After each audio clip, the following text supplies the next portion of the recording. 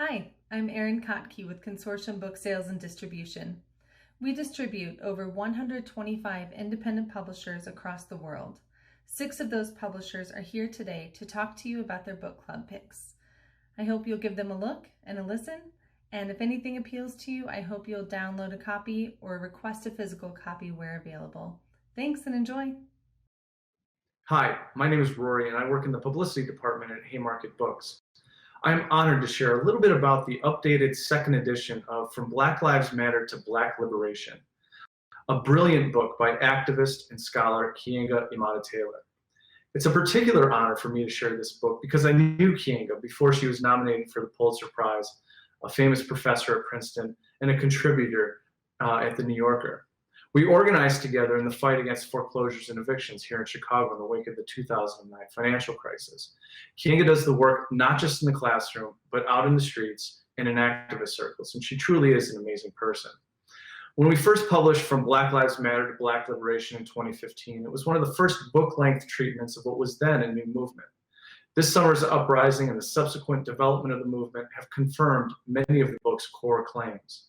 The book is standing the test of time as one of the most essential books to read, not just about the movement, but about making more general sense of the struggle against racism in this country. The book has sold more than 30,000 copies and continues to be one of our best-selling titles, as it is regularly featured on must-read lists. This summer's revival of the movement brought a sense of urgency to reissuing the book as an updated edition with a new chapter. And we're very happy that Angela Davies has agreed to write a foreword explaining the book's significance. Thank you, and if you have any questions about the book, please feel free to email me at rory@haymarketbooks.org. Thanks again. Hi everybody, Sarah here from Deep Vellum Publishing. We are located in Dallas, Texas, and we are well known for publishing best-selling authors from across the world, both in translation and English originals. Today I bring to you Lone Star by Denmark's Matilda Walter Clark. This book won Best Book of the Year from the Danish Arts Foundation when it came out originally 3 years ago, and now is brought to you in English by 2 award-winning translators. Lone Star follows Matilda's journey after her Danish stepfather dies, and she pushes to reconnect with her American father, who lives in St. Louis.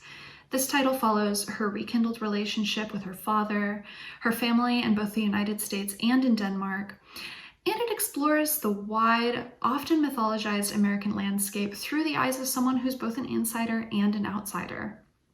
This one is a work of autobiographical fiction in the great book club-ready tradition of Sheila Heti, Karl Ove Knausgaard, and more.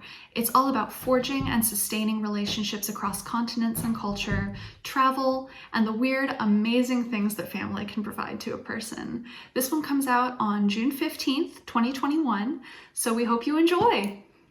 Hi, I'm Jisu and I'm calling in from the Feminist Press. Margaret and the Mystery of the Missing Body is a debut novel and coming-of-age story that twists into a genre-bending mystery about gender and selfhood. At 12, Margaret Worms is head detective of the club Girls Can Solve Anything, and she's not at all interested in growing up. But in high school, the club has disbanded, and her friends have abandoned her to chase boys. So Margaret decides to opt out and develops an eating disorder. Landing herself in a treatment center, she finds her path to recovery going sideways as she pursues new mysteries involving a ghost, a hidden passage, but most of all, her vexed relationship with herself. Margaret and the Mystery of the Missing Body reimagines 90s adolescence by mashing up girl group series, choose your own adventures, and anorexia chronicles. In some ways, it's a familiar story about a white middle-class girl who detours destructively before finding herself. But Margaret leaves girlhood not just by aging out, but by transitioning to a new gender. The novel is written from the author's own retrospective, transmasculine perspective, and is a tribute to their beloved literary heritage, as well as an attempt to make space for genderqueer and non-binary writers and characters in the literature of a girl. It's a celebration and interrogation of girlhood like no other, and a darkly funny, smart puzzle about what it means to grow up that's a true joy to read. I'm Robin Miura, senior editor at Blair. Coming in October, we have a great new historical novel, The Gods of Greene County by Mary Elizabeth Pope. After Coralie Harper's brother Buddy is killed by a powerful sheriff in Depression-era rural Arkansas, she struggles to recover from the injustice of his death. But when she begins to spot her dead brother around town almost 20 years later, she wonders, is she clairvoyant, mistaken, or is she losing her mind? This sharp literary novel has 2 mysterious murders, some courtroom drama, and a cast of characters that includes the congregation of a snake-handling church, a judge with a past mistake that haunts him, and Corley's husband, who tries to balance making a living at the local cotton gin with fighting for his family and Corley's life. When Corley ends up in a sanity hearing before the judge, he has to decide both her fate and his own. And what happens next reveals the destructive nature of power, especially his own. Hi, my name is Jeremy Davies. I'm senior editor for And Other Stories. I'm really delighted to be able to talk to you today about a novel that's one of my favorite things I've worked on in 20 years of publishing. It's called Pity the Beast. It's by Robin McLean. It's a debut novel. We're calling it a mind-melting feminist eco-western, and I know that's a lot of buzzwords, but they're not just buzzwords. That is literally what the book is about.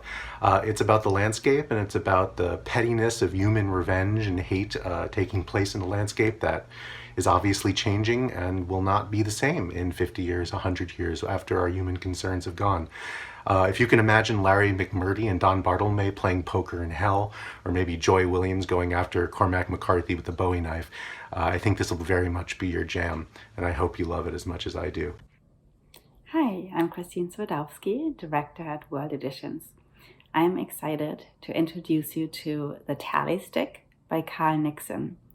The Tally Stick is a heart-pounding thriller set in New Zealand's wilderness. A British family moves to New Zealand with their 4 children, but after only 5 days, the family disappears.